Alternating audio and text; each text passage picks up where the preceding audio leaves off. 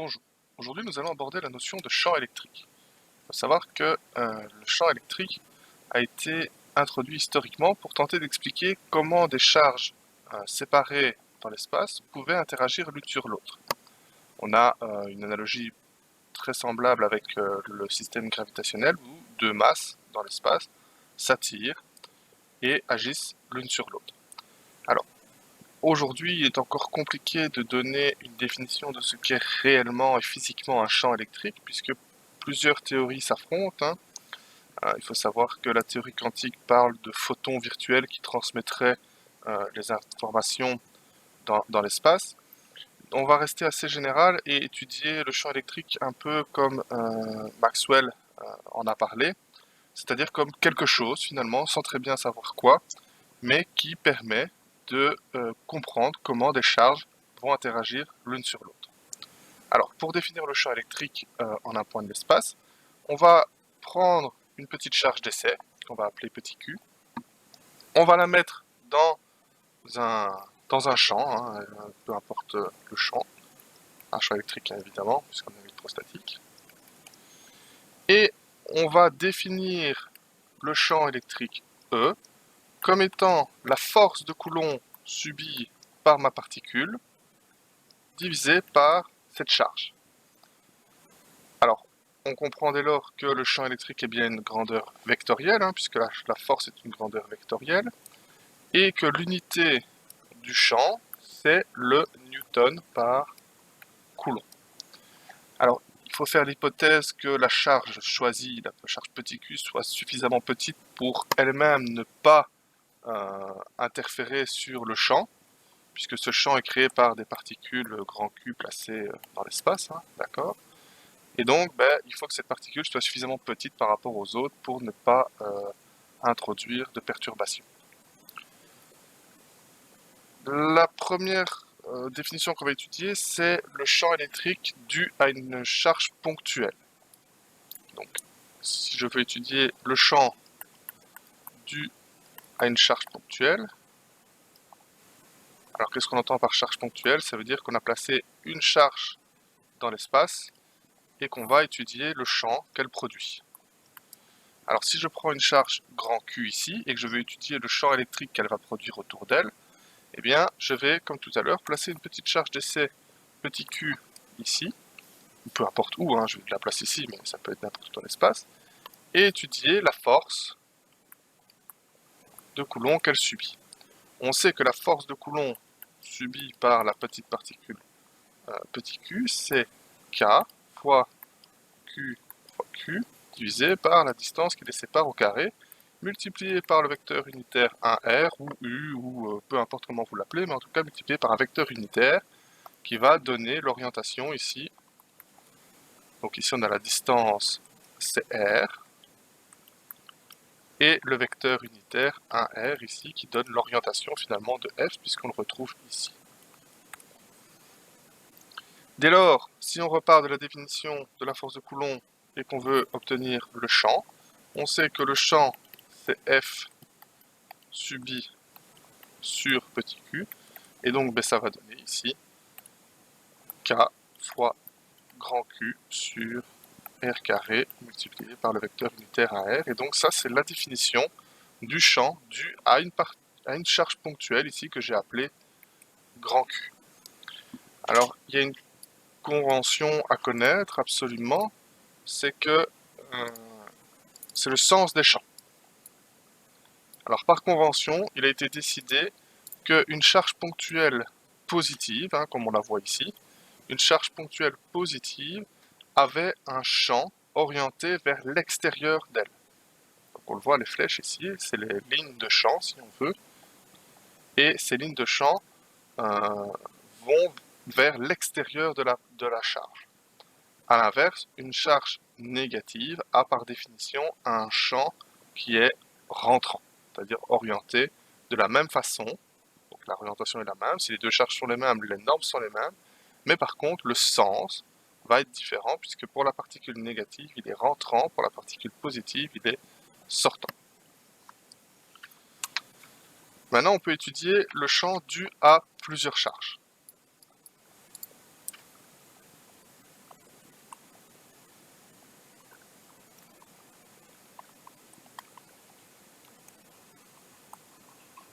Alors, on va rester assez gentil, on va étudier pour deux ou plus de charges, mais pas trop. Alors, l'étude de plusieurs charges, on va le voir ici.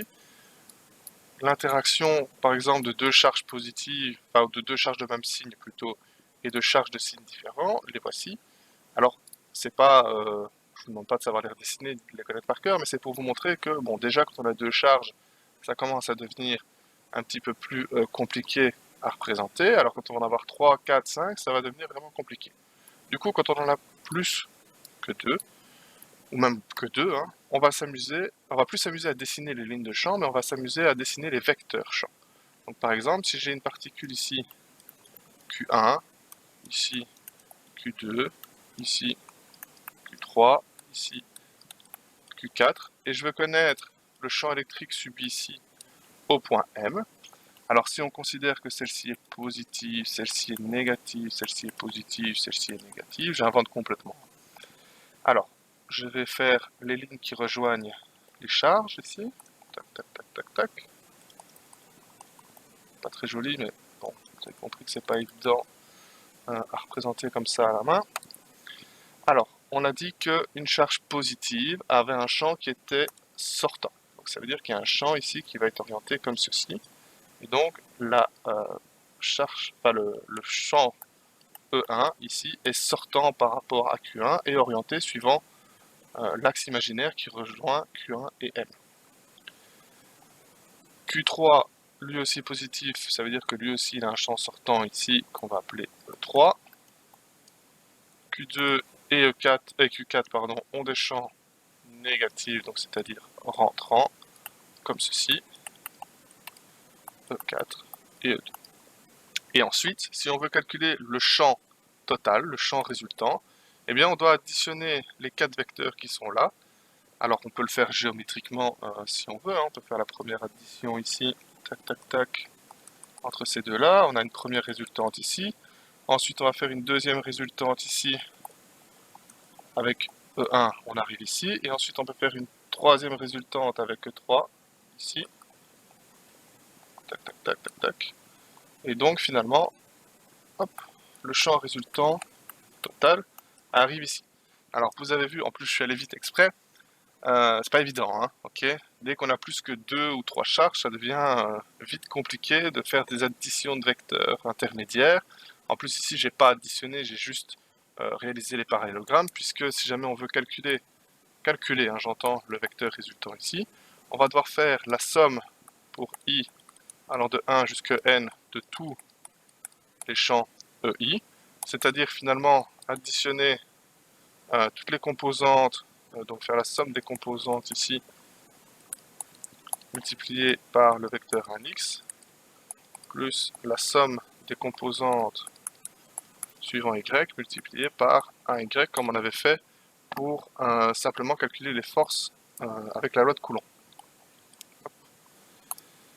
Donc qu'est-ce qu'il faut faire, hein? Il faut venir placer un système d'axes orthonormés ici au point M, hop, x, y, venir décomposer chaque vecteur suivant ses composantes x et y dans le repère, additionner toutes les composantes x et toutes les composantes y pour obtenir finalement l'expression du vecteur résultant.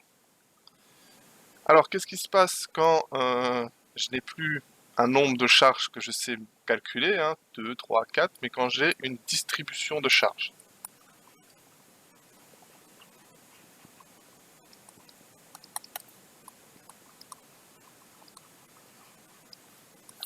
Alors, on va d'abord étudier la formule générale de la distribution de charges, et ensuite, dans une vidéo prochaine, on verra, en tout cas bien sûr, une distribution particulière, peut-être deux si j'ai le temps, on verra. Mais en tout cas, on verra une distribution particulière qui est la distribution surfacique.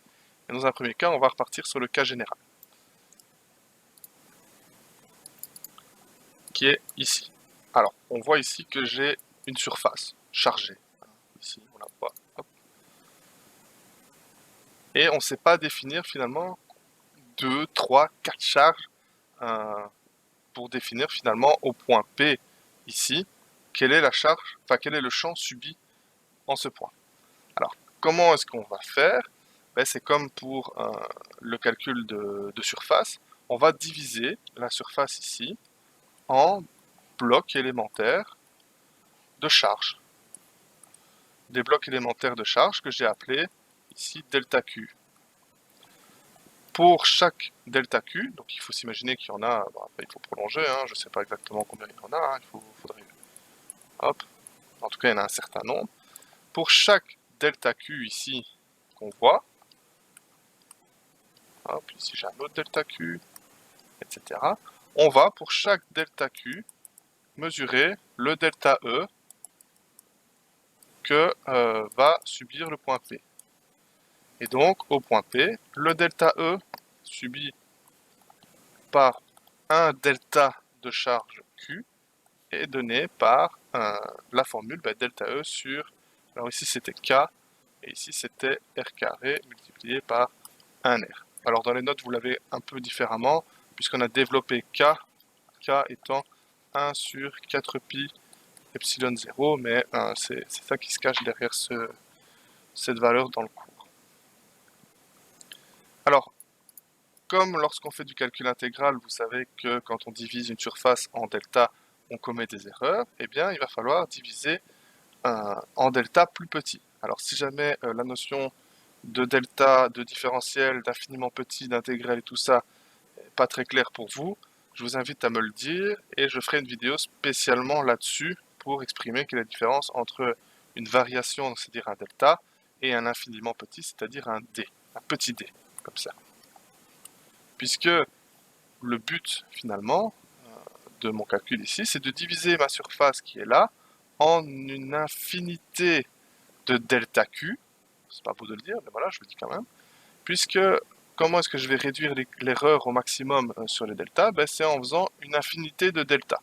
Et quand on divise une surface en infinité de delta, on la divise en infiniment petit qu'on appelle des dq. Et donc, ben, si tout à l'heure, pour passer de delta E à E, je devais faire la somme des k delta Q sur R carré fois R, eh bien, faire la somme d'un delta, c'est possible, hein, si jamais on a 10 charges, ben on doit additionner 10 fois. Si on a 100 charges, on doit additionner 100 fois, 1000 charges, 1000 fois. Par contre, quand on a des dq, ben, ça veut dire qu'on a une infinité. Et additionner une infinité, ben, c'est pas si compliqué que ça, même si ça paraît un peu abstrait. Additionner une infinité, c'est faire ce qu'on appelle l'intégrale.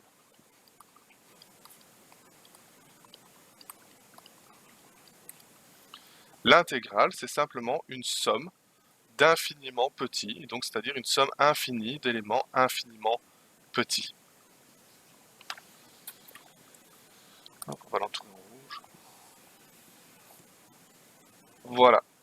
Bon, ça fait beaucoup de choses à assimiler en une fois.